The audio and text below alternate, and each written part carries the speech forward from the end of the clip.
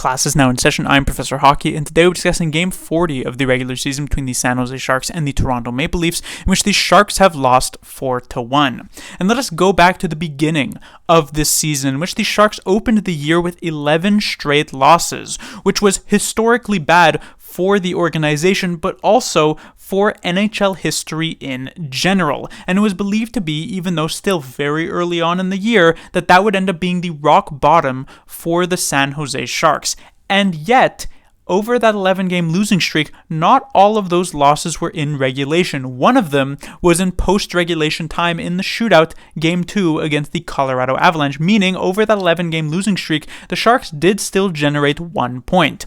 Fast forward to today, with this loss against Toronto, the Sharks have now cemented themselves a second 11-game losing streak this season, but this one is special in the sense that it was 11 straight regulation losses, which means objectively, considering that first losing streak generated 1 point and this one generates 0 points, that this is now the rock bottom for the San Jose Sharks. And you might be thinking, well, is that really a problem? Don't we want the Sharks to be losing games? Isn't it better if they finish right at the bottom of the standings? And that is definitely true to an extent. It would be better for the Sharks to finish dead last compared to them finishing, let's say, 8th last in the league.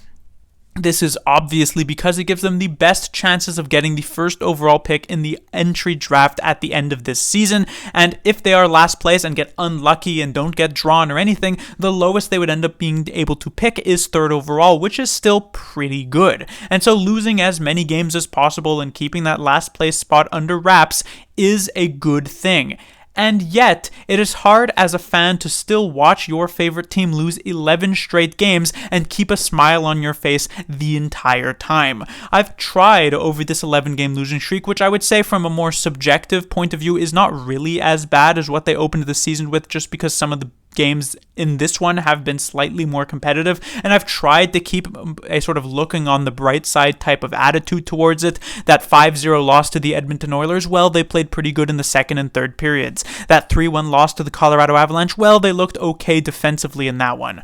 That 5-3 loss to the Detroit Red Wings, oh, but they were the better team that night and they should have been able to win. The 2-1 loss recently to the Winnipeg Jets, oh, well, if they had just gotten that extra bounce maybe here or there, they could have won that game as well. And here tonight against the Toronto Maple Leafs, a similar type of moral victory can be taken from it. Even though the Sharks started this game off horribly and were just absolutely dominated in the first period, to the point where in the first half of this game, the Sharks found themselves on pace for something like 8 shots on net, they would end up finishing the game with a somewhat respectable 24 shots on net, in fact outshooting the Maple Leafs 17-15 over the last 2 periods of this game. And yet if you were to head into the Sharks locker room with this information and say, oh, well, guys, let's keep our heads up because at least we looked pretty good in the second and third periods, you would probably get a death stare from every single Sharks player sitting there, because there is no bright side to possibly look at when you haven't been able to celebrate a win in close to a month's time at this point.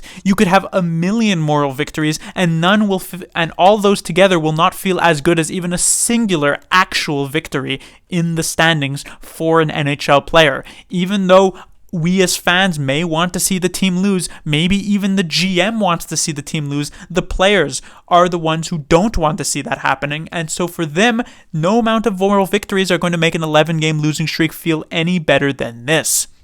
And so when it comes to the players to talk about here tonight, it honestly doesn't bear much value to talk about them. Because while they did technically outshoot the Toronto Maple Leafs in the last couple of periods, which is a small victory, as I've mentioned, generally it was a pretty bad game for the Sharks, and the Maple Leafs kind of skated circles around them. And it was only really when the Leafs kind of let up a bit that the Sharks even had the opportunity to do anything. If we take a look at the score here, it's a 4-1 victory for Toronto, which seems somewhat close on the scoreboard, but the Leafs also kind of got a bit unlucky in this game in the fact that I believe they hit something like 6 posts, meaning this game could have perhaps even finished something like 7-1, 8-1. if not even worse than that. And so then we would be singing an even more disappointing tune for the San Jose Sharks. So realistically, most of these players weren't particularly good. Obviously, there were a couple of standouts amongst Sharks. For instance, the second line that now features Duclair reuniting with Zetterlund and Granlund was definitely the Sharks' best line of the night. They scored the only goal for San Jose, and they had some decently good looks. A couple of other players like Cunnin and Hoffman were okay-ish, but realistically, this was just a not successful night for pretty much any of these players, and I'm sure they would tell you that exact same thing, considering, again, the Sharks have lost 11 in a row.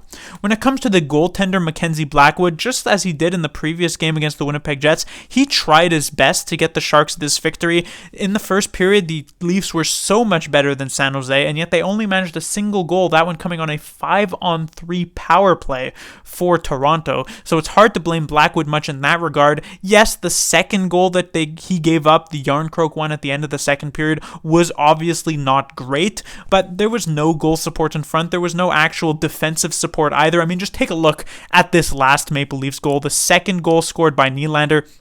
He has literally all the time in the world to not only catch this pass, but then hand it back to Tavares, who then hands it back to Nylander before any Sharks defenseman is in any sort of position to even respond to it. Because the Sharks, for whatever reason, looking like a defensive play straight out of the October part of the season for the San Jose Sharks, they overload the left side of the ice. Hurdle doesn't communicate with Ferraro, so Ferraro has no idea that Hurdle is randomly also coming to support him on that side, leaving Nylander all alone. This makes it so Barabanov is also not aware that he needs to skate down to try and cover this particular player, and so Nylander had the time to sign his new contract all the way with the puck waiting there before actually taking this shot to actually score this goal, and you could see the frustration with Blackwood. Perhaps it's a sense of, oh, I should have been able to make this save, but I wouldn't even be surprised if that frustration also is coming from the fact that, for whatever reason, this player, who is one of the most dangerous players on the ice this league, this year, not just for this team, but in the league in general, why one of the most dangerous players on the ice is given all that time and space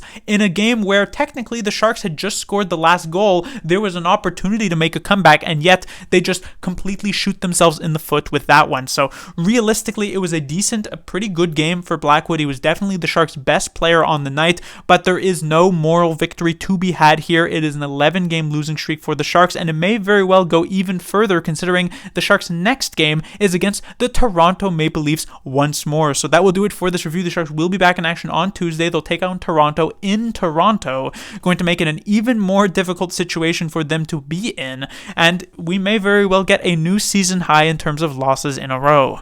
Class dismissed.